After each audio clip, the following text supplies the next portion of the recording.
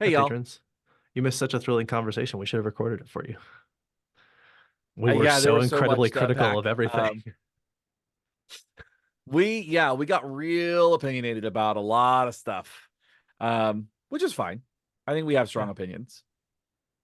People who have I appreciate strong opinions because it tells me that someone has at least thought about it. And honestly,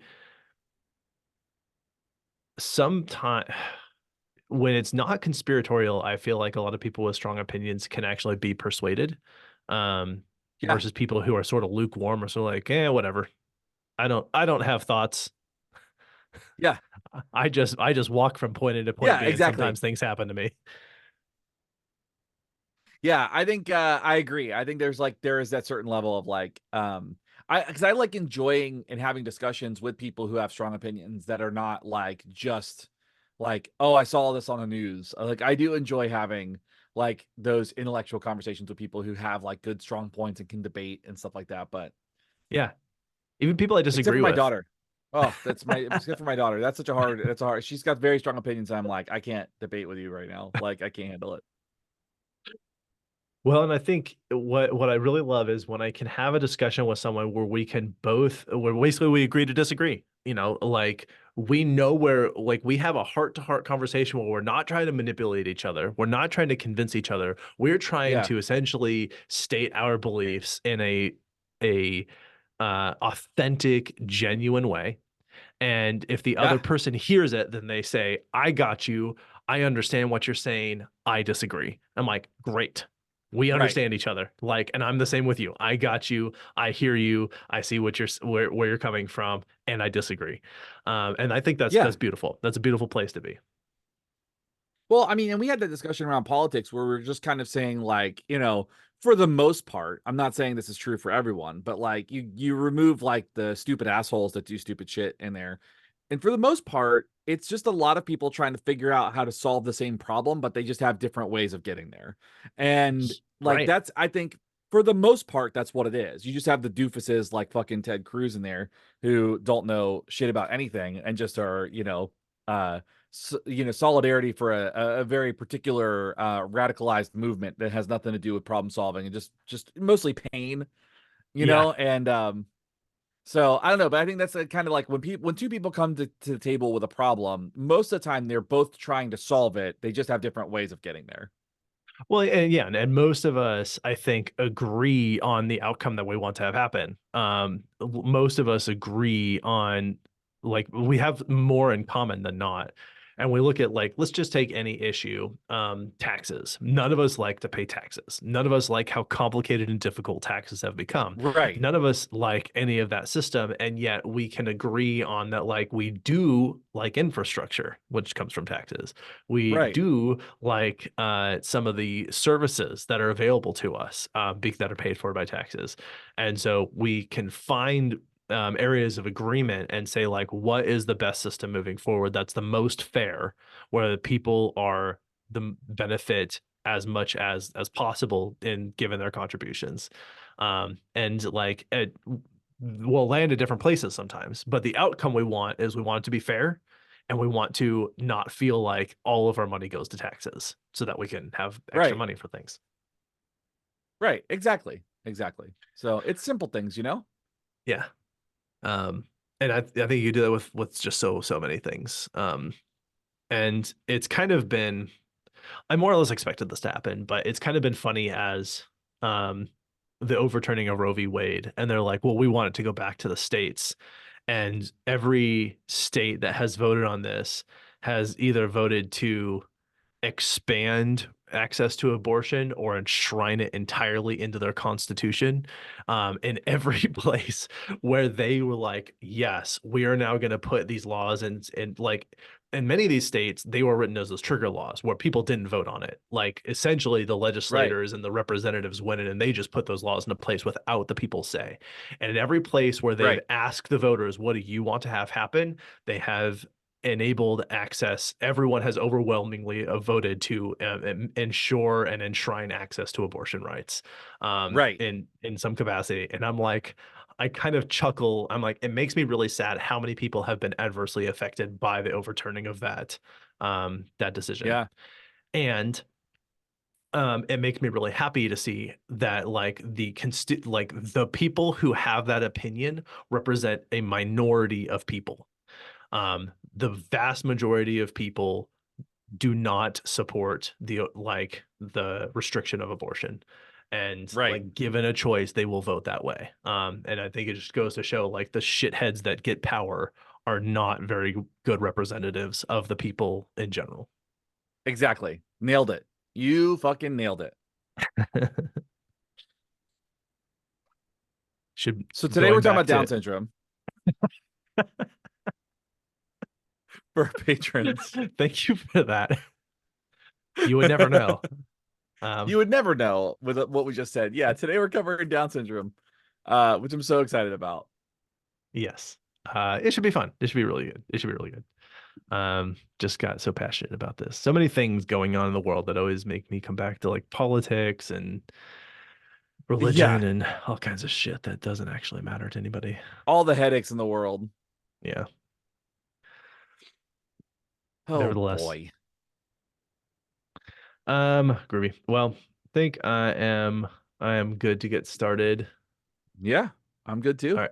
Like I said, we'll do the sort of faux segue into the dates, and then we'll just transition to the episode.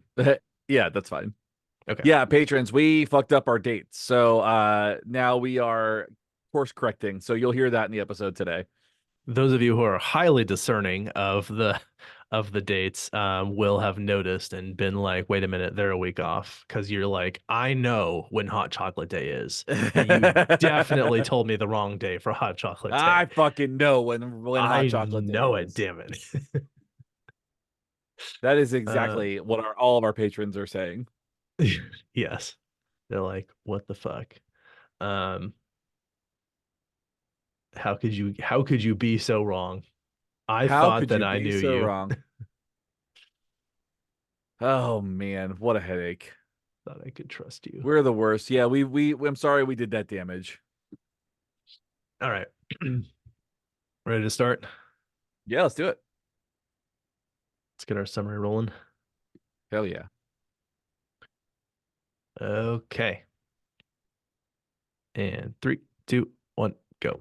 Welcome to Why We Do What We Do. I am your loving people with disabilities host, Abraham. And I am your wearing my fancy socks host, Shane. We're a psychology. You always get me. It's so good. We're a psychology podcast. We talk about the things that people do, what animals do, why they do them, and sometimes we talk specifically about diagnoses and disabilities. Yeah, it doesn't come up as often as maybe it could, but it is one of those ones where I think that both of us have spent a lot of time working with folks with IDDD diagnoses. And this is, I think, a topic that is near and dear to both our hearts. Yes. And will you elaborate those acronyms and initialisms for Uh, people? yes, I'm sorry. IDDD means intellectual disability, developmental disability, or intellectual delay, developmental disability.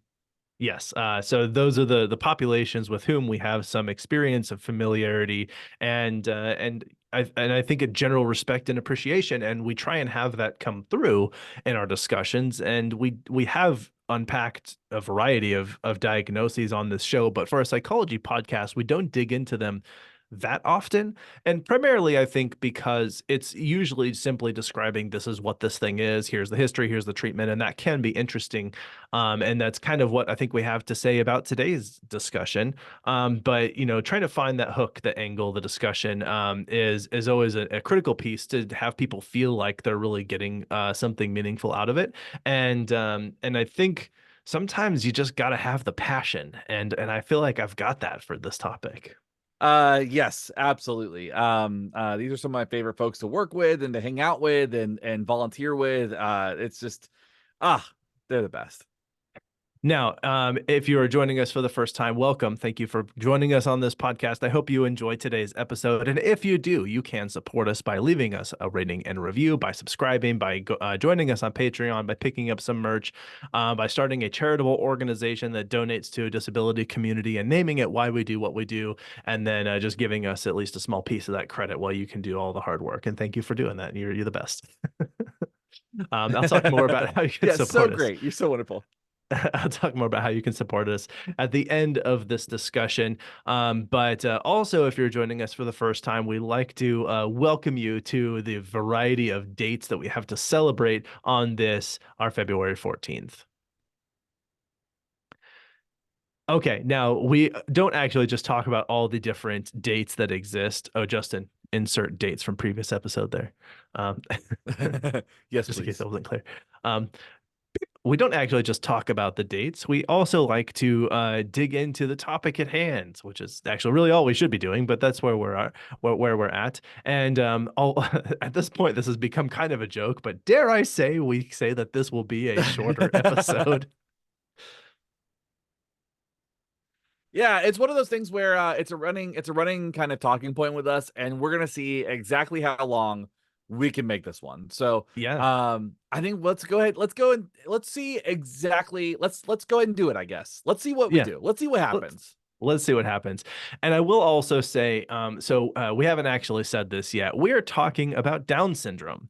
We're going to dig into a little bit of the history, the diagnosis, the treatment, the complications, etc., what it is and what you should know about it, and all those questions that you might have. And maybe you're someone with Down syndrome, or you know someone with Down syndrome, and that's great. And I would have loved I definitely have people around me that have Down syndrome, and I should have invited them into this discussion. But here's the issue.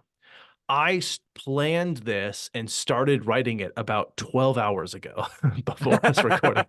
And that is Sure. an insufficient amount of time to ask someone to dedicate time to come in and join us for this discussion. So my bad. I'm really sorry. If you are someone with Down syndrome or know someone with Down syndrome who would like to come on and talk with us, we would absolutely love to have them. Please come our way one way or another. Reach out to Yeah. us directly. Let us know. You can reach us at info@wwdpodcast.com. I'm sorry we don't have one of you folk on here to have this discussion with. We will do our best, and please join us. We'd love to have your voice. Yes, we love doing follow-ups. So anytime, feel free to reach out. We're more than happy to chat. Yes, I just need to plan better is the problem here because Yeah, I I mean, just got we the kind of inspiration. we kind of have it's a little bit behind the curtain for folks that are listening. We have a little bit of a science fair project vibe going on here where we kind of procrastinate to the last minute and get it all done. So That's right. it's one of those things where we put the notes together usually the day of or the day before. And so and we really try. I mean, and that's Fact. not to say that we don't read a lot and do a lot of stuff on this beforehand. It's just usually when we write the notes it's the day of or the day before. So Yeah. because we get really into it. We do our rabbit holes. Exactly. It's like we knew we wanted to talk about it at some point.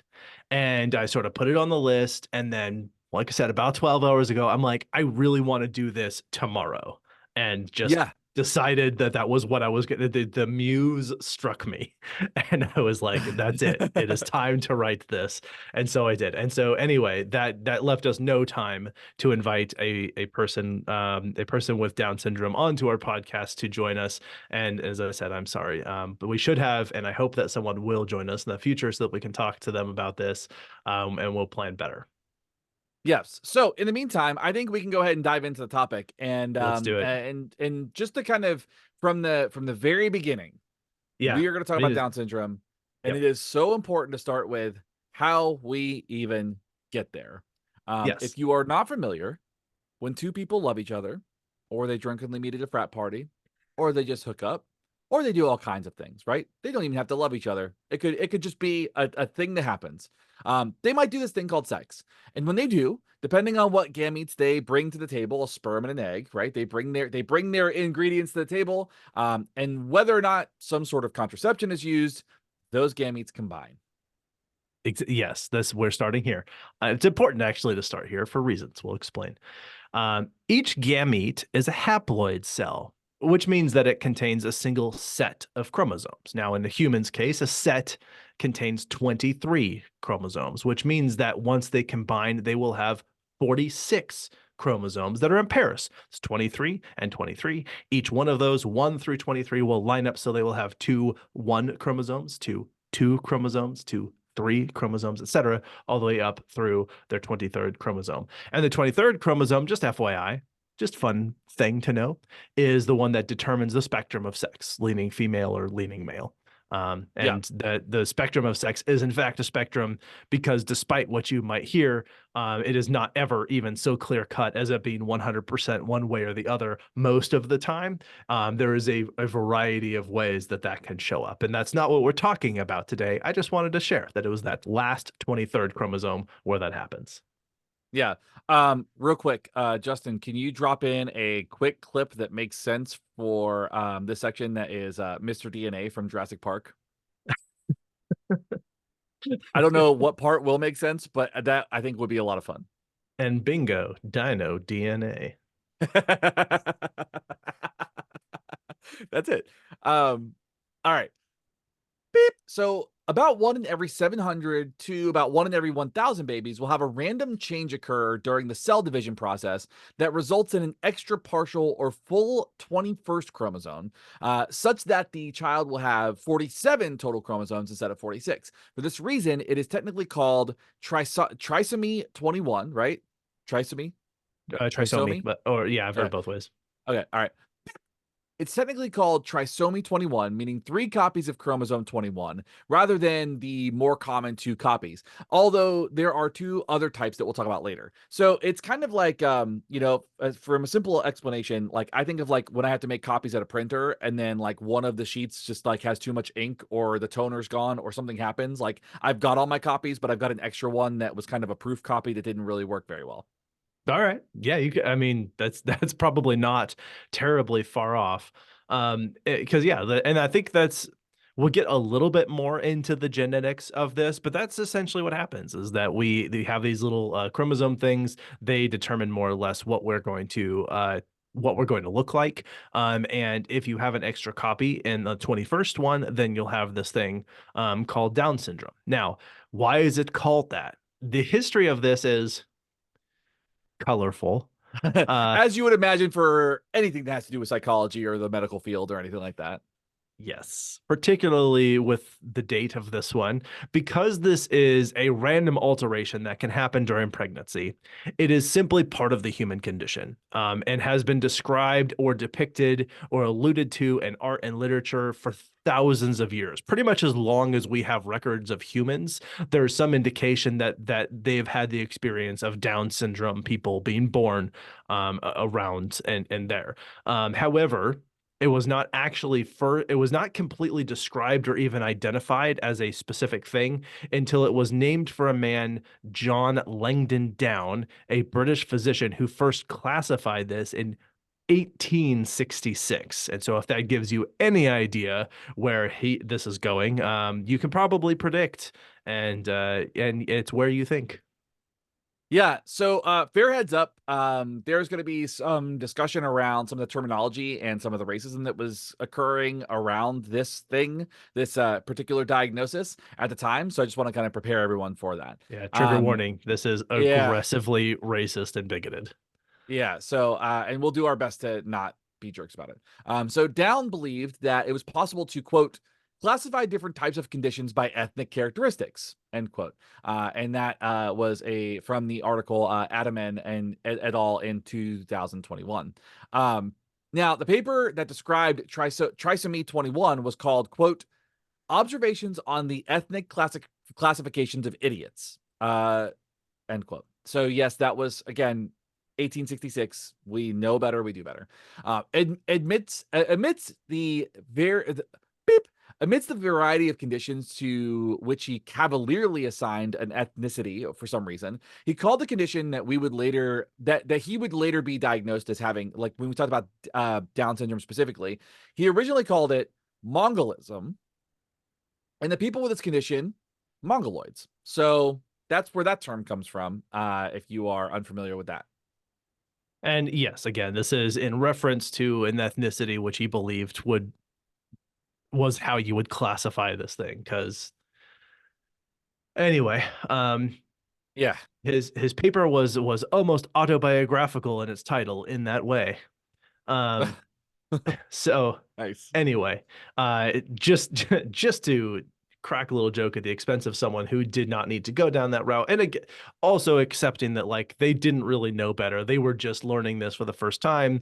They had a lot of stupid hypotheses that they would not know were stupid in their entire lifetimes.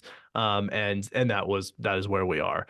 Right. And anyway, so damn it, I had a good segue and I lost it because this would, in assuming for dates, we probably shouldn't insert one here. Um, beep. But we know how stupid these are, and they are ads. Nice. Very good. Had to do it, but we're back. The advertisers did their thing. All right. A question you may or may not have. Yes. So the question that comes up a lot is it Down or Downs syndrome? Downs with an apostrophe. And technically, both are listed as acceptable names. In America, Down syndrome, without the apostrophe S, has generally been accepted as the preferred spelling. I wonder if the desire to apply down as an adjective and the fact that down is already a common English word had some influence on the decision to add the S at the end, using it as an adjective to describe a Downs child would mean something different in most English speakers than a down child. And that's just kind of more speculation. It's hard to say. Language is strange. Language is interesting. Language is unique, and language requires a lot of social context and regional variance. It is possible also that they just wanted to apply ownership to John Langdon Down, and so it's Downs syndrome. But who knows? It's I couldn't find any definitive reason why they decided to cling to Down as the name, other than he was the person who first described it as being its own condition and did so comprehensively. But Right. anyway, that's sort of where we're at. So uh, he was simply describing essentially the physical characteristics and other characteristic features of what would later be called Down syndrome. He didn't know that it was a chromosomal difference that was responsible for the physical presentation of that condition because they really didn't know anything about chromosomes at that time at Right. all. Right. Um, that really didn't come until nearly a whole century later, because this was 1866, and it was not until 1959. It was actually January 26th, so we actually just barely missed the 65th anniversary of this. Wow. Um, I know, right? By French geneticists, and this is a very long name, Jérôme Jean-Louis Marie Lejeune, often Wow. just called Dr. I think Joe. Dr. Joe. Dr. Joe. Yeah, that's what it is. Dr. Lejeune, I think, is the most common. Um, but anyway, so this discovery that this was a chromosomal condition and what the chromosomal condition that was responsible for creating Down syndrome was, this absolutely kicked off basically a whole new field, like a research field into genetic conditions by looking at things like chromosomes as they related to some of these genetic outcomes. So it was a groundbreaking moment in medical history. Yeah, this is huge. And I think, this is knowing as we've kind of, right now at the time that's recording it's 2024. And so research on genetics has advanced so rapidly and they do so Yeah. much interesting, fascinating stuff. And especially when it comes to genetic anomalies or any sort of like specifically chromosomal mutations and all that. Like there's so many things that are interesting to unpack within that. So this is a big deal. I mean, this is like a pivotal moment in human history for studying this type of thing. And I think that Dr. Lejeune lived until like maybe 2014 or something like that. So Wow. yeah, they would have lived to have seen a huge amount of development that occurred as a result of their discovery, which would have probably, I That's imagine, been very satisfying for them, that's all that I feel like scientists just want is to know that they did something helpful. And could right? you imagine doing that Like where you're like, okay, we found this thing, and it sparked this, I so much help for so many folks, hopefully. So, Right. Yeah, um, I hope so. And I also hope that yeah, they were not, I didn't really research this person, so I hope that they were not a terrible person. yeah, yeah, But yeah. I'm We don't I'm need another hoping that Watson showing up here, you know. right. Um, so I hope that they both deserved that recognition and enjoyed it later. And if I'm wrong, feel free to come on and correct me, and we'll speak to that in a later episode. Yeah, But we're fine with addendums. We're good with yes, addendums. Like we have we do no it. problem with that. Yeah. Okay, so as we said earlier, there are actually three types of Down syndrome or chromosome 21 alterations. So 95% of people with Down syndrome have trisomy 21, in which the extra chromosome occurs during the development of the sperm or egg cell. So basically, it's just an alteration that happens during the cell split, and this is 95% of people that have Down syndrome. Yeah, exactly. Yeah. A cell splits, one chromosome goes one way, another one goes the other way. In this case, two go one way and another copy of one goes the other way, ending up with three. And however, there are these rare instances in which an extra chromosome occurs only in some cells rather than all cells after fertilization occurs. And this is called mosaicism or mosaic Down syndrome. And again, that just means that rather than all cells having the 47 pairs of chromosomes, it has, or yeah, 46 plus the extra chromosome. Some of them have that and not all of them. And then Okay. there's a third type of Down syndrome called translocation Down syndrome.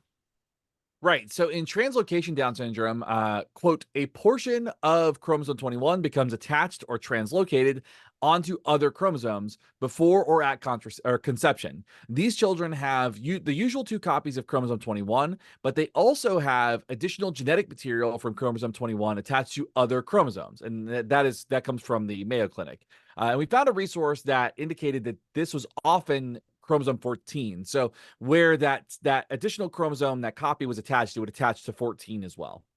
Yeah, it just attaches to another chromosome for some reason, and then you get this sort of translocation Down syndrome. So it's not actually an extra chromosome; it's an extra like piece of 21, chromosome 21 copied elsewhere. So Right. it's like, but they're all sort of in the spectrum of Down syndrome, but most of them are that trisomy 21.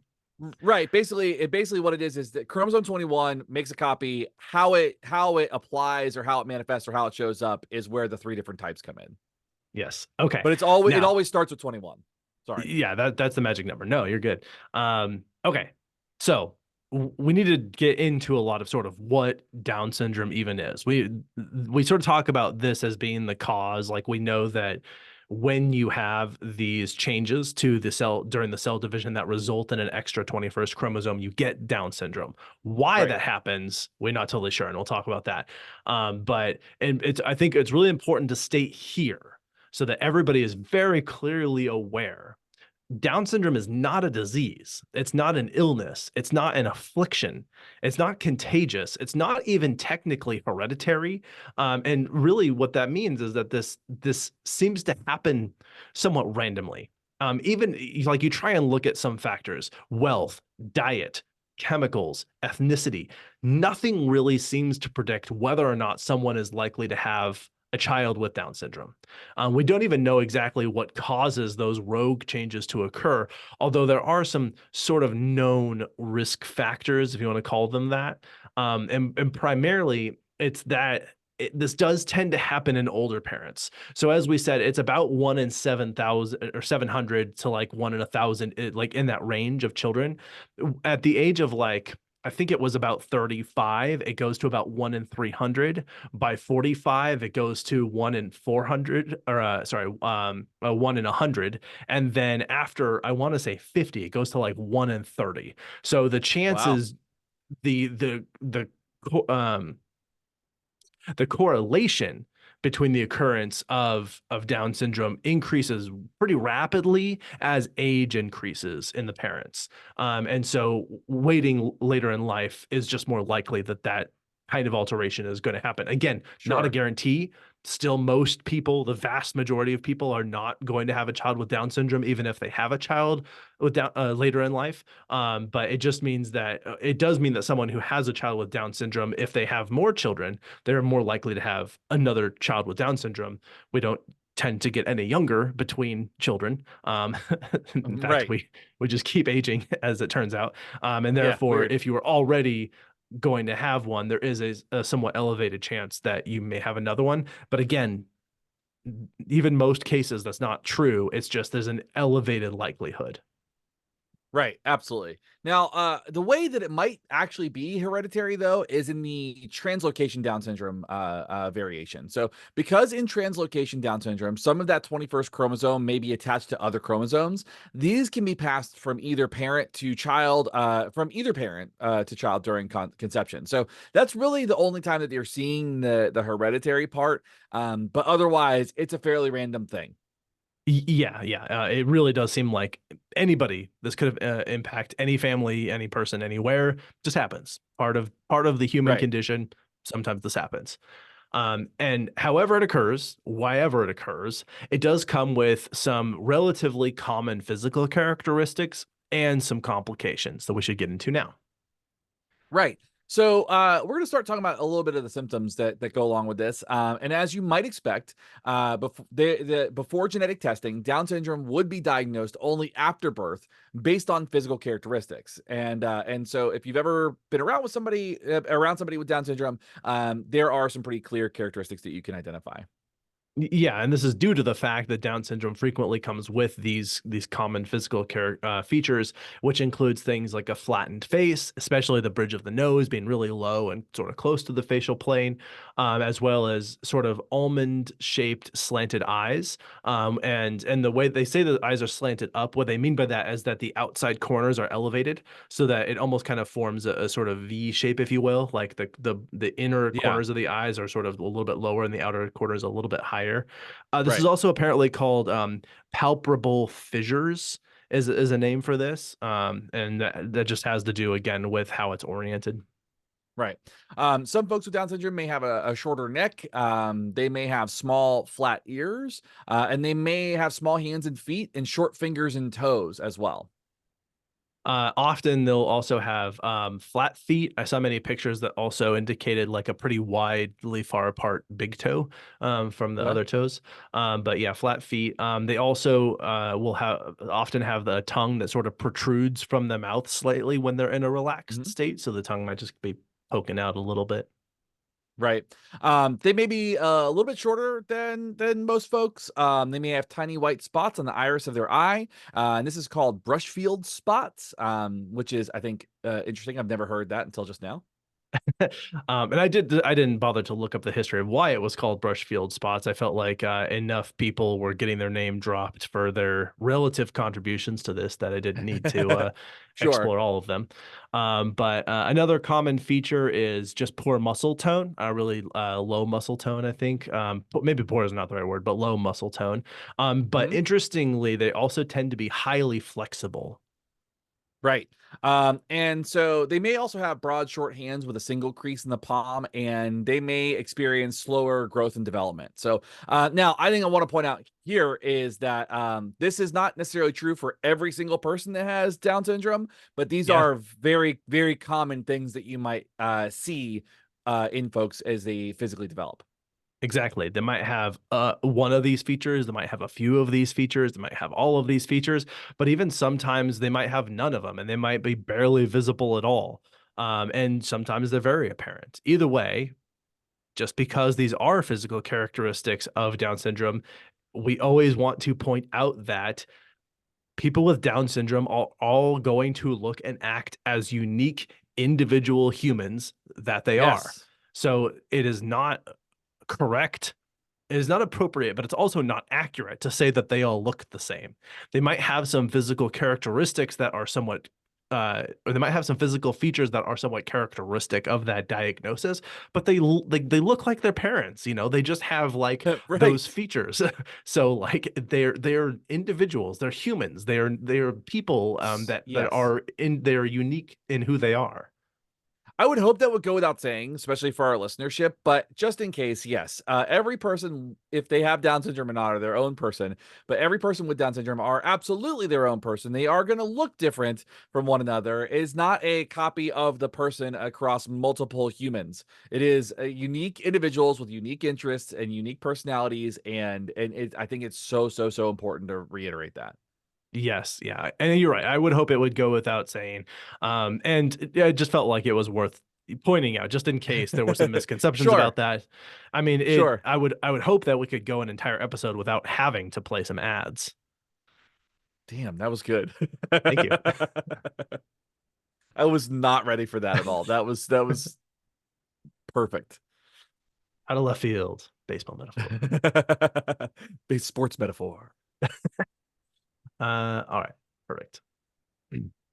Um, beep. Okay, so we've been talking about some of those physical characteristics, and also I think it's worth talking about besides those how this is sort of identified.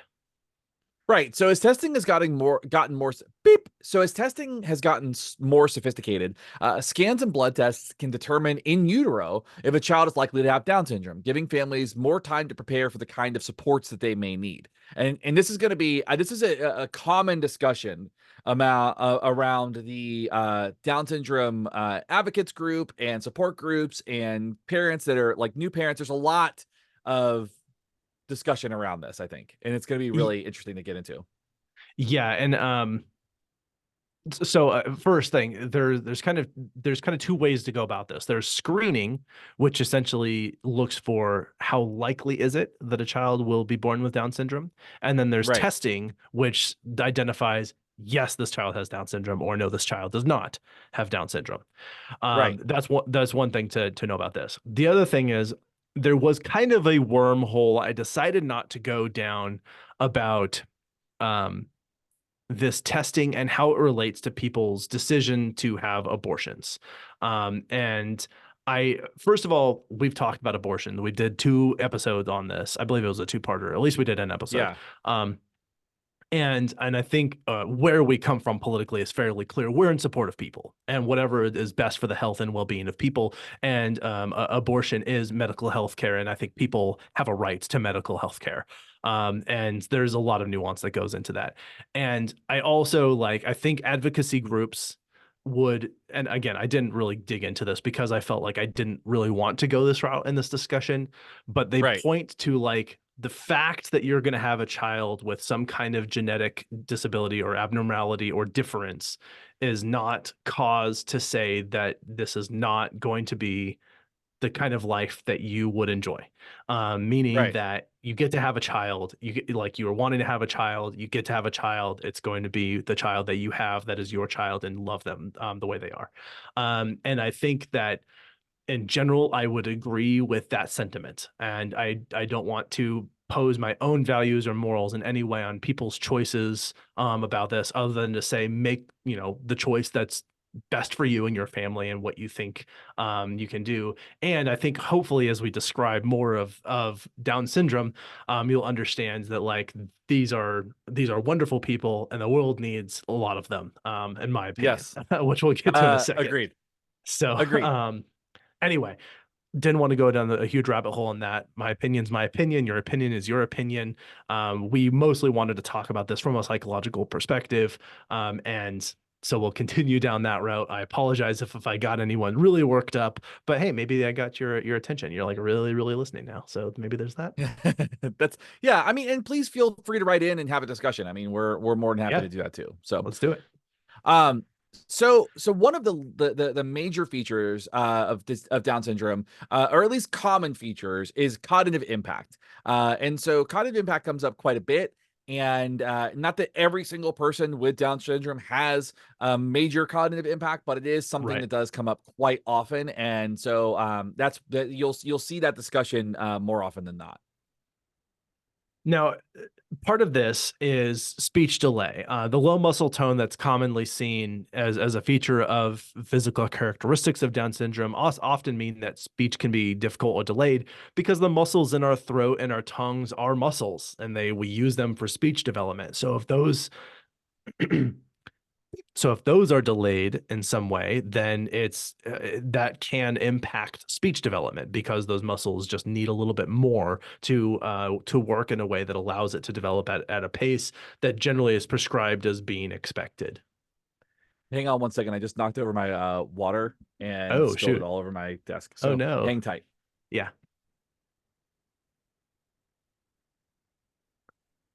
Shane can probably hear me, but he's not here now, so he can't speak. So I can look at his room and comment on it or talk about him behind his back and say, he looks very handsome today, and you're all missing out by not being able to see Thank you for that. it. Um, yeah, sorry folks. It's not a lot of water, but it's enough water, and there's wires on my desk, so I Oh can't let yeah, that. Yeah. 100%. All right, let's see how this is gonna go. Okay. What shirt are you wearing today? It's Integrity. Oh yeah, yeah, And you recommended them before. I yeah, listened to the yeah, album. they are so mad. They're such a Acacia mad band. Strain put out a new album last year I've been listening to. Oh, is it good? It is Acacia Strain, so if you like Acacia Strain, then yeah. That's a very specific answer. Specific and Um, also not.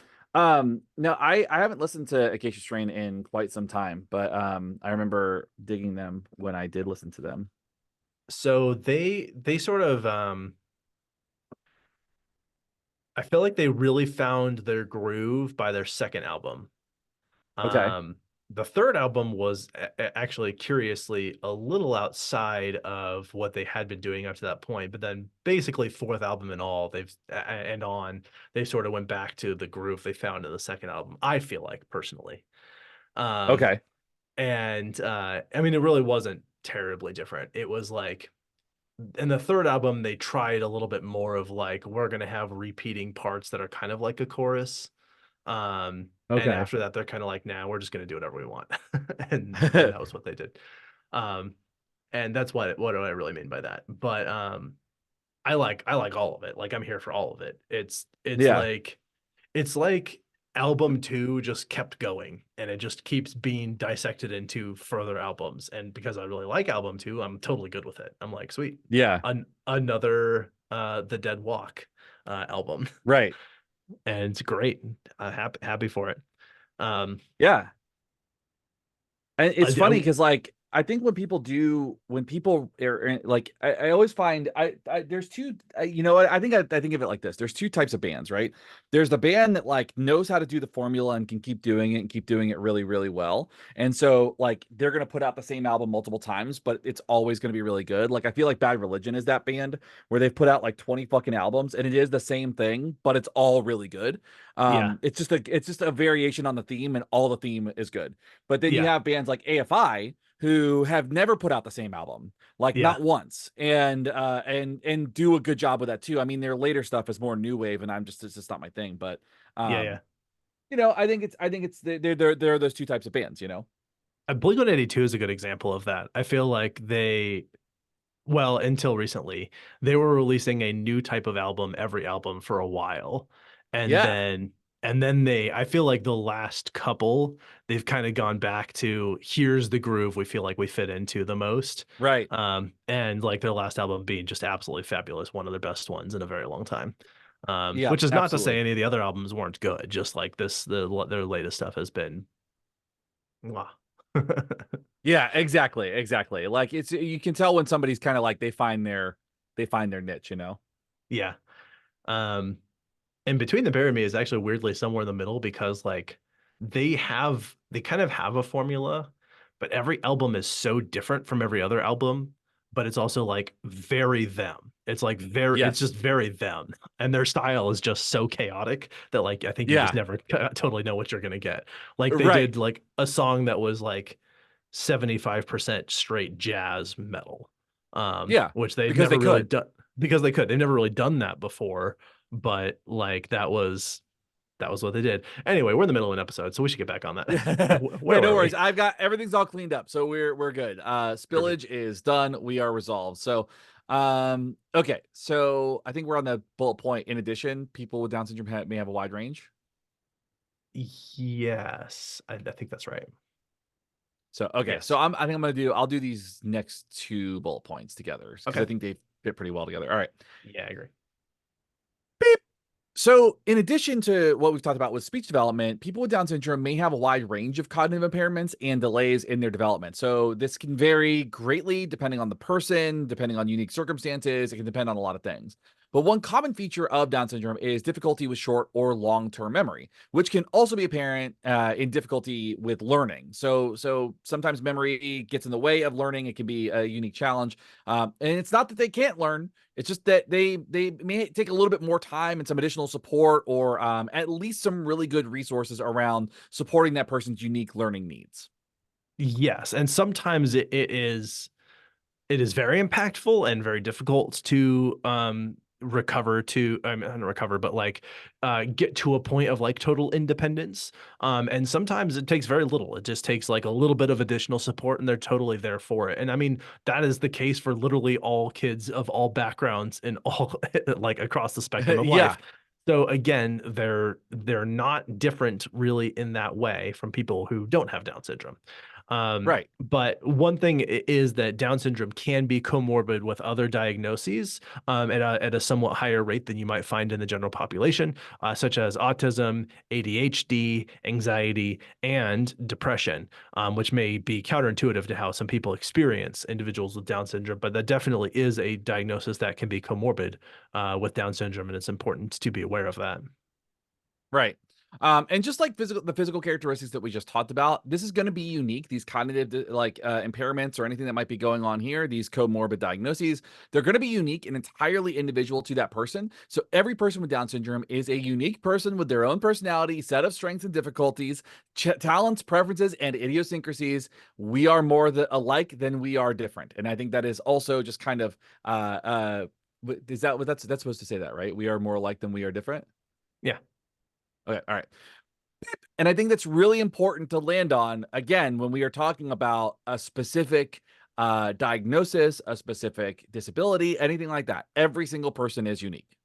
Yes, and to that end, as I said, there is the perception, and I know I've sort of had this experience myself that people with Down syndrome are always seen as happy, friendly, kind, and very personable. And they're often described as sweet and charming and loving. And while these are beautifully complementary things, and definitely something that you will see in a lot of people who to have this diagnosis, it is of course worth reiterating again and again and again until you firmly understand this. Everyone is different. We should not just assume that someone with Down syndrome is happy all of the time. They experience the same spectrum of emotions that everyone else will. They are human beings. Like they have all the experiences of Right. human beings. They may have physical characteristics that stand out a little bit. They may have some impairments that make it so that they require additional a little additional support. But generally speaking, like they're really as you said, we're more alike than we are different. Those of us with and without this diagnosis.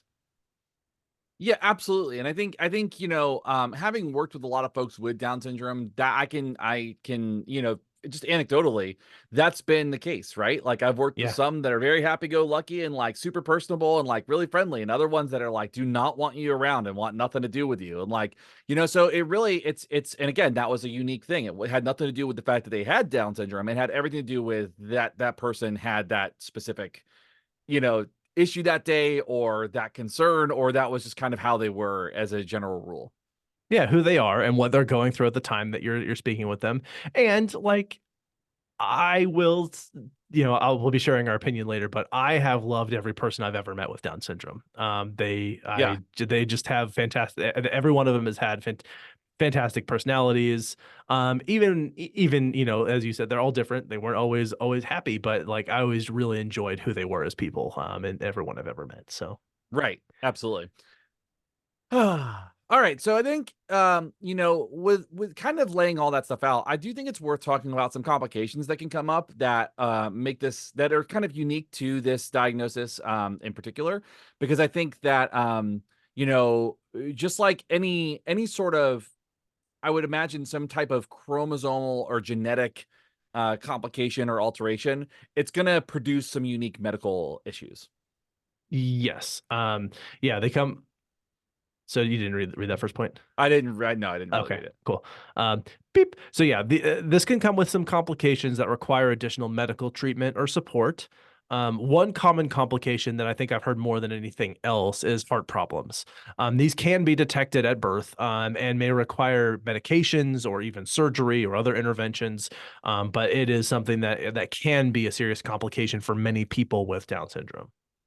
Right. And some people with Down syndrome can have gastrointestinal issues, including abnormalities of the esophagus, trachea, intestines, and anus. They can develop intestinal blockage and be more prone to acid reflux and heartburn. As a matter of fact, those two things that we just mentioned, the heart issues and GI issues, those two things together also produce unique aspiration risks. And Mhm. so, if you are working in a space where you might have somebody who has Down syndrome and also has like really severe problem behavior, you can't do any sort of restraints that require them to lay face down. That is like it's like they're most of the time not medically cleared to be able to use those types of procedures in the event of an emergency, where that might be a requirement. Well, and as we described in our what was it? The episode on like hysterical something. With dancing plagues? No, the No, like I know what asphyxiation you're talking one. about. Yeah, Um, excited delirium is what it was. Um, and as we described in our excited or episode on excited delirium, I mean, generally just putting someone in a face down position at all is high enough risk that you just shouldn't do it. right. Like the risk that someone could stop breathing in that position is higher for everyone. And as you said, especially for many people with Down syndrome. But like, let's just not create that risk for anybody, I think. Yeah, Um, yeah, yeah. and just enrich the environment. Do better interventions so you don't have to do that. That's my Yes. thought. Like spend more time enriching the environment and preventing that from even being needed. Exactly. Yeah, just provide the appropriate supports and like that will clear up 99 to 100% of the potential for any Yeah. issues that might otherwise come up. Okay, complications. There are people with Down syndrome are more likely to have a misalignment at the top of the vertebrae of the neck, which can lead to some serious spinal complications that again can result in that can necessitate surgery. Sometimes it will mean that they're wheelchair bound or require some walking supports, or other kinds of medical interventions, depending on how that affects them. But it is a complication of Down syndrome. Yeah, absolutely. And also people with Down syndrome are often, and again, this is not everyone, but are often, they have an increased risk of obesity and have difficulty maintaining a lower weight, which is not so easy just diet and exercise for folks with this disorder, so or this syndrome. Yeah, I mean, part of it is having the low muscle tone. Part of it is just like this is just a feature of a thing that can happen. Is it's just difficult, and that of course comes with its own set of complications. Obesity. So you really can't just say like, oh, just start running every day and start watching your calories. Like that isn't always an option. First of all, Right. you imagine if they're having other spinal issues or other complicated health issues, strenuous exercise may not be recommended anyway. That might increase their risk of aspiration too. Right. It can be much more complicated than simply those recommendations. But with the appropriate supports, they can get some help to keep that as under check as possible. But again, we just also don't body shame people. I think is a Right. generally good recommendation. Yeah, Um, exactly. I like that recommendation. okay. People with Down syndrome are also at a risk of leukemia, a higher risk of leukemia and dementia, as well as other health issues such as endocrine problems, seizures, ear infections. It's actually fairly common to see hearing and vision impairments. They'll often require glasses, often hearing aids, and they may also have dental issues that require additional support and intervention.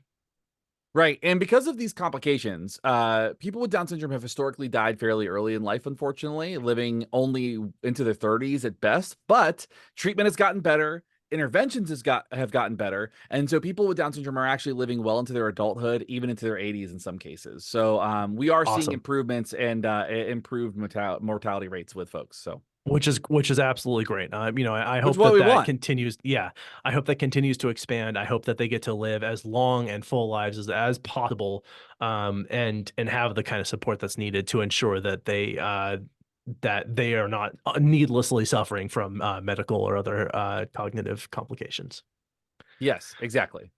Which speaks to treatments. We sort of mentioned several. Before much was understood about mental health or anything really, people with any kind of cognitive impairment or and often even physical impairment in many cases, they were immediately institutionalized. Like they were born and essentially whisked away to an institution if there was some indication that they had some kind of impairment. Over time, we've learned a lot more about the care and support of people with various disabilities, including Down syndrome, and treatments have gotten much better. Right. And so for many and most or all the conditions that we listed, specifically related to Down syndrome, all the stuff that has to do with heart, leukemia, dementia, all those things, treatment will consist of medications or surgery specifically within that realm, and treatment within that realm of that particular ailment. So it's not going to be, oh, this person is getting treatment for Down syndrome. It's this person is getting treatment because this heart condition, which may be a result of their Down syndrome, but this heart condition that they have is something that we have to treat. And so Right. I think that's really important too. The locus of intervention and kind of like the origin of that intervention is coming from that kind of other complication, not necessarily from Down syndrome itself. Yeah, and then there's a complication of being in the in the podcasting industry, which is that we have to play ads. Oh man, that was good too. That was really Thank good. you. I feel like I'm on one today. Yeah, it's great. Okay. Okay. So we're talking about the treatments here of that are there. One of the important things, and this is really true of pretty much all complications or issues that people will face, but early intervention is key. As much as is possible to prevent and help mitigate the most serious of these conditions, for many people can help them live long, healthy, happy lives where the diagnosis that they may have really has very little bearing on their overall day-to-day activities. And so the earlier we can get in there to support them physically, cognitively, etc., the better, the more easily, the easier of a time they will have just going through sort of typical expected daily life. Yeah. And for people with Down syndrome, they can be further supported with speech therapy, physical and occupational therapy is needed. Behavior analytic oriented therapies can actually help with cognitive development and behavioral improvements. And it can occur they can occur along what might be considered what is described as again, this is the language catching up, but quote unquote normal developmental trajectory. So they can actually gain skills needed to live independently, to thrive educationally. I mean, there are folks with Down Right. syndromes that Down syndrome that go to get degrees, they go to college. There's nothing to stop them from doing that except for providing some level of support so they can.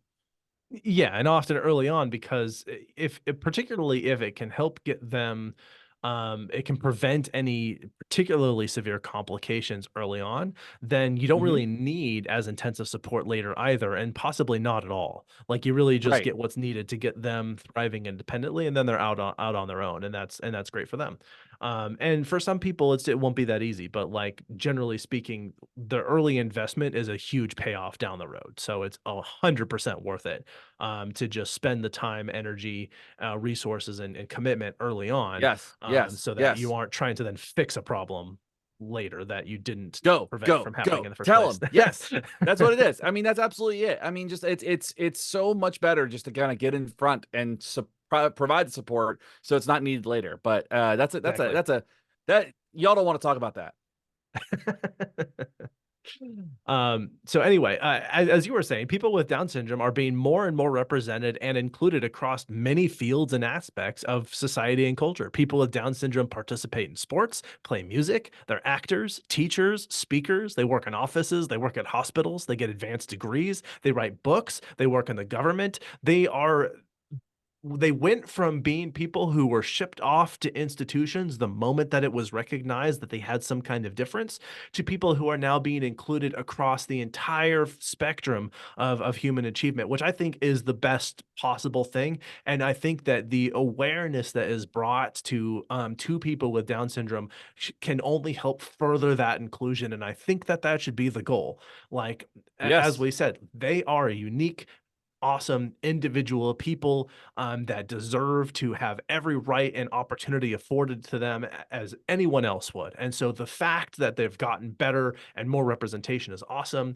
The more that they can get that, the better, because we want a society that is as inclusive of all of those people as possible, because they have a lot to contribute here. They want to be a part of it, and we want them to be a part of it. They are just as uniquely suited to make meaningful contributions as anyone else, and so it's great to give them those opportunities. Yeah, 100%. I couldn't have said it better myself. So, there is a point that I think is worth talking about, and you may have caught it as we were discussing this, is the conversation around identity first versus person first language. This is something that has evolved and changed quite a bit across anytime you're working in disabilities or working with folks with some sort of diagnosis. And the kind of the consensus that I have seen more recently is that it's the person's preference. Right. So, like that's kind of what it keeps landing on, to me. Is like, you hear this a lot in in the autism community, where do folks prefer saying that do they prefer saying autistic person or person with autism? And there is still debate about that. There's no agreed upon. Right now, it seems like the majority are kind of going with identity first, like saying autistic person versus person with autism. You're hearing that, but there's not really a formal agreement, and there's no written rule around this. So I generally Right. say go with what the person prefers when you're talking to them. If they Yeah. prefer Down syndrome person or person with Down syndrome, I think either is fine if that person has a specific preference. And it's as simple as asking, like, is this part of your identity? Do you want this to be like, how do you want this to be applied to how I talk to and about you? Like, do you want to be called a person with Down Right. syndrome or a Down syndrome person? Like, do you care? And Do most you of them want will say, "Call me Steve." Like, call me by my name. I don't give a shit about that, because most people don't want that. Like, they're just like, it exactly? doesn't matter. Just treat me like a person. And that's really the value you should go with, is like treating that person like a person. Very, very much so. One of the places, and I'll talk about this here in a second, but I looked at sort of the Nevada Down Syndrome Network, and they advocated for person first language. But I think, as you said, I think the most compassionate and most sensitive way we can go about it is just asking for the preference. Like, Right. where do you fall on this? Like, do you care? Should I just call you Steve, regardless of what your name is? Well, as Um, somebody who does not have Down syndrome, who am I to make a decision for somebody with Down syndrome on how they prefer to be called? Like, it doesn't make any sense. And I can't believe for a second that anybody that's working in this field has any sort of like strong opinion about that one way or another. It doesn't matter if you don't have it. Let the person who has it make the decision. Oh, God, it's so frustrating. Okay, let me get off my soapbox about that. No, that was good. That was a great I think it was a great soapbox to include, actually. Um, as I said, I think an important conclusion here is that this is Down syndrome is not suffering, it's not an affliction, it's not something to feel sorry about. These are just people who have a little bit of a different situation, and often and again, we're more alike than we are different. So, just treat them as people, treat them as regular, individual, human, unique people with their own personalities and set Yeah, of stuff going on. it's simple. I promise you it's that simple. It It really is. truly is. Now, I've not masked my opinion at all during this discussion. I thought that I was being more sticking to the sort of here are the hard facts, but facts are couched in where you're coming from, and that's sort of where we're at here. Um, Here's my thought on this: go meet someone with Down syndrome. If you don't already know or haven't met someone with Down syndrome, go meet someone with Down syndrome. Every state, or Yes. or at least most states, have some kind of Down syndrome network or something that host events. They raise charitable donations and awareness, and you can just go participate, just hang out, and they raise awareness of Down syndrome events, and you can go take part of them. You can just meet some people, find an event, go meet these people. Like I said, I have loved every person I've ever met with Down syndrome. I want more of them in my life and in the world. And Yeah. I think it's I don't know. It's that is my thought. I love this community. I love those people. I actually and a lot of people come to this because they have a family member or they like have a really Yeah. close friend who has Down syndrome, and that's great. And I actually don't have that. I've only met them through like work and opportunity. And like I said, I've loved all of them, and I hope to meet more of them. But that's just where I'm coming from. Is like I think that everybody should go out and if you haven't already, go meet someone with Down syndrome. You will not regret it. Yeah, 100 I 100% agree. Volunteer with your local groups, you know, whether it's Special Olympics, whether it is Down syndrome societies, whatever it is, go volunteer, go spend some time. I promise you the time spent with these folks will make you a better person. Word. Well, we successfully predicted the length of this by saying it would be a shorter episode. So As per usual. a round of applause for us. Um, let's let's get to some recommendations, which are unrelated to all the recommendations we've already made, because that's Uh-huh. just a thing that we do, is we just recommend some things. But before we do that, we can share some what we need to do is give credit where credit is due. As I said, if you would like to support this episode, if you liked what we had to say today and you would like to join us, you can join us on Patreon. You get access to all kinds of extra goodies and behind the scenes content. Thank you for Uh-huh. I thought you'd like that. that. I was gonna comment how about childish it was of me to include that, but you really rolled with it, which I appreciate. Um, Yeah, of course. you get access to behind the scenes content, early episodes, ad free content, all that sort of thing. You can also pick up some merch, which is very cool to have podcast merch. You're like, wow, that person is so smart. They listen to podcasts. That's what everyone thinks when they see podcast merch. And you can go to our website and find out about that. You can also just leave us a rating and review, like and subscribe, tell a friend. All of those things actually help us out. So consider doing them. We really appreciate it. Yes. And in addition, the people who have already supported us on Patreon, who really make us allow us to continue to do this show and to do so without completely breaking the bank, includes this list of very generous, awesome people that we just really appreciate. Which is Where is our list? we just got a brand new patron. Oh, We nice. just got one. Like, interesting. Anyway, um, which includes Mike M, Megan, Layla, Mike T, Justin, Kim, Joshua, Brad, Stephanie, Olivia, Brian, Ashley, and Kiera. I hope I'm saying Kiera correctly. Thank you all so much for joining us. You are absolutely the best. We really appreciate you. And thank you for your continued support of what we do. Like I said, you can go join those group of people, and I will list your name. Um, Yes. and We is love there y'all. anything? Also, thank you so much for my team of people without whom I really could not do this show. They are the only reason that this continues to exist.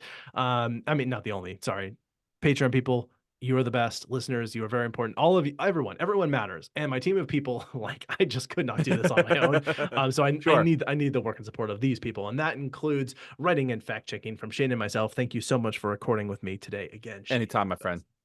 Thank you to music, editing, production, all of that sort of thing is from Justin, and our social media coordinator is Elma Wilson. All right, is there anything that I missed or anything you'd like to add before we get to our recommendations?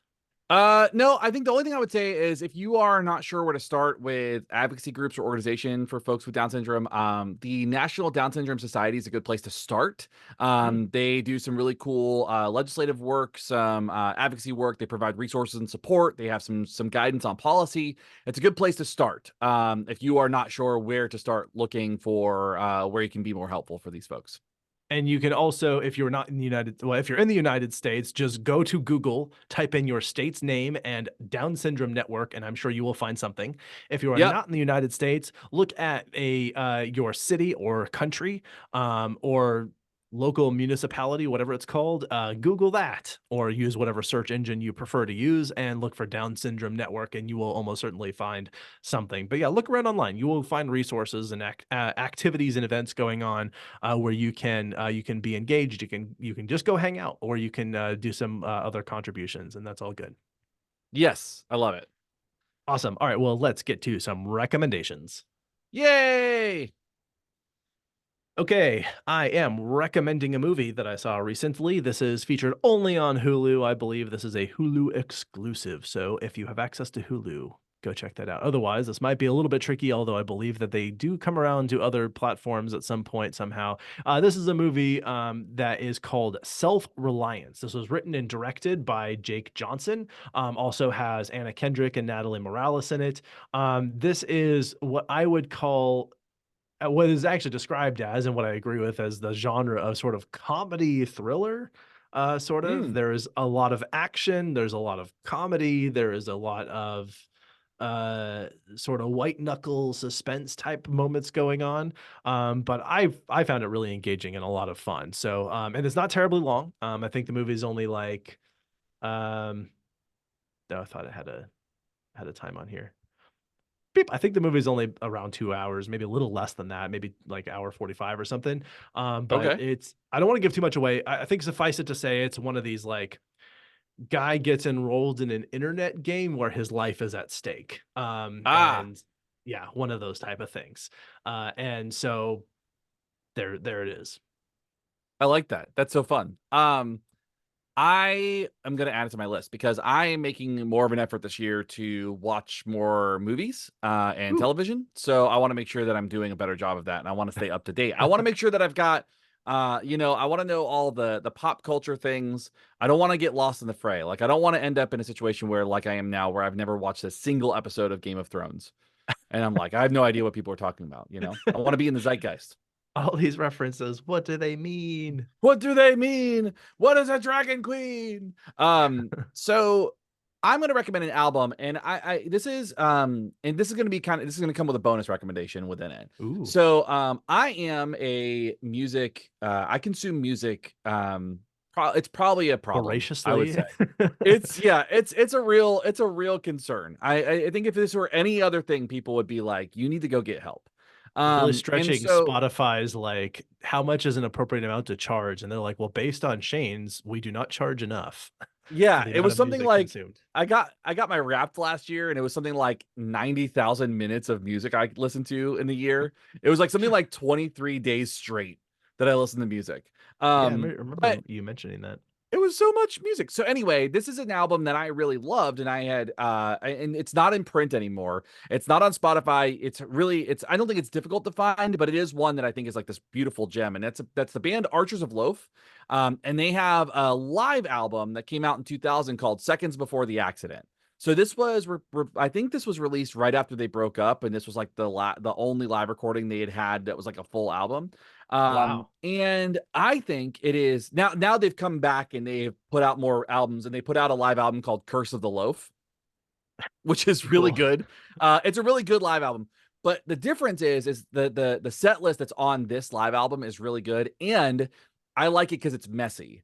Like it's not a really clean, great recording. Like not it's a great recording, but they're like the musicianship is not like as tight as some of the other stuff. Sure. And I really like that about live albums. And so Sure.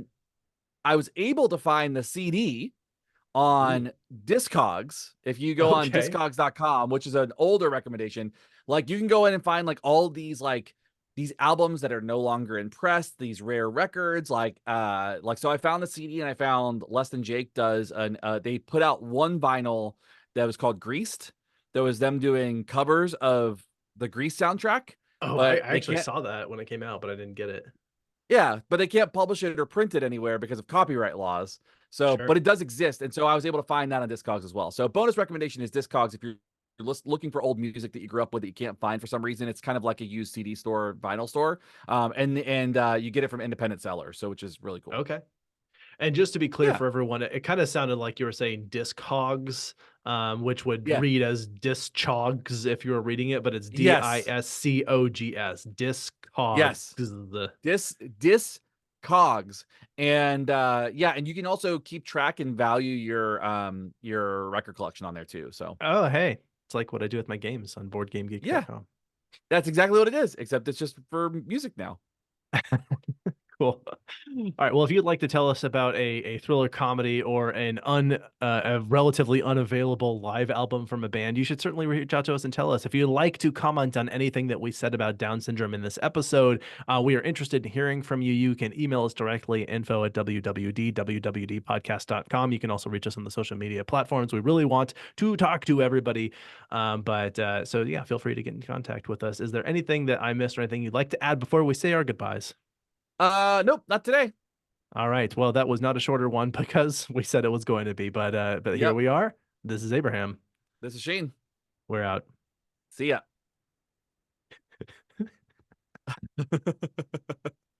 It kills me how often we've said that, and it's like over an hour, like Every time. unwaveringly over an hour. I'm like, I've got 2 pages of notes. That's over an hour. Yeah, sure. Yeah, yeah, guaranteed. It's like I wrote 3 sentences. We will make that an hour. It's How impressive. did It's a superpower. it is a super? I mean, how did we even ever get away with the idea that we would have minis and somehow we've even pulled them off? Yeah. To be fair though, it's funny that we were like, yeah, we'll make it 10 minutes, and some of them were like 20 minutes. It's true. It's true. Don't know how to We be are, not long-winded. well, yeah, I was gonna say we're just long-winded folks, I guess. We just have a lot to talk about. That's all. We do. Honestly, our whole discussion this morning could have been, it was like an episode length discussion Yeah, of we all do of that it. every week. I don't know if you pay attention to that. We do that every week. We get on at 11 and we talk, and then we talk for an hour before we even record the podcast. And then and you know, and then so it's like it's great. I mean, I love it. It's just one of those things that's always very funny where I'm like, no, we spend a lot of time talking about stuff that people will never know. Facts. Facts. And some of it's like really good. Like I feel like is actually disseminable content, but Yeah. Yeah, exactly. I felt like that went great. I love the passion we brought to it. I love the stories. I was really worried about the abortion thing, but I was like, I don't want to say don't go get an abortion, but also I'm like, if your reason is because of the kid with Down syndrome, I'm like, I think you're not doing yourself any favors here.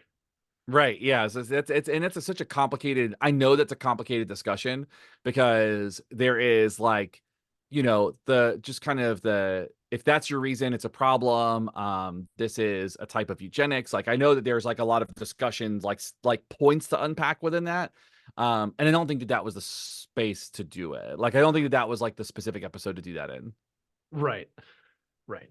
So, um, yeah, and that's exactly what I was like. This is not worth it. Like it's just not worth it in this discussion, in my mind. But it's also like, when is it going to come back around again? So felt Right. like it was worth at least touching on a little bit. But Yeah. It may just that may be like a listener grab bag episode at some point in time. lovely. Um, Yeah, that'll be a nice fun one to unpack. yeah, we'll have to release like so this person who just joined us on Patreon, like I weirdly did not get an email about this, or maybe I accidentally archived it. She joined us at the highest level that anyone has ever joined us at, I think, or Is tied it for. Kiara Mora? Yeah. Okay, she's a former student of mine. She's awesome. She's Oh she's man. so awesome. So Yeah, I need to reach out to her. I'm not even entirely sure what all benefits are at the level that she joined up at because we haven't had anyone at that level. But yeah.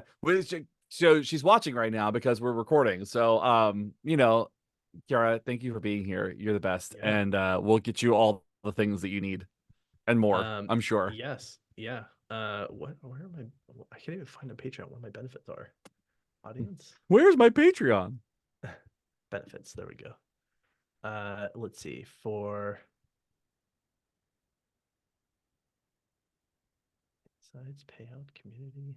No, that's not it. It's benefits due. Behind the scenes content, merch. So it's under some merch. Happy to do that. Could I task you with sending her something like a mug, maybe, and some stickers Yeah, on it? yeah. I Okay, can send her all kinds of and stuff. I can Venmo you whatever you need for that. Oh Um, no, we got it. We're good. I don't even see like on our page membership. Maybe that's it. Ah, here we go. Okay. Mentalist Master. Personalized thank you, a monthly thank you video, monthly interactive Patreon only live stream, monthly list of upcoming topics to be recorded and released. Whew. Okay. So we got to do Uh, better about that. I got some work to do. This is what I'm learning here. That's how it goes. Thank you for holding us accountable to Yeah, our I'm Patreon. glad. I'm glad I checked. Okay, I gotta go record this part of audio I fucked up, and get back to All Justin right. about how we want to manage the dates. But yeah, Sounds good, man. Well, have fun. Let me cool. know if you need anything. Let me stop this Patreon for or this recording for Patreon. Bye, patrons. Bye, y'all.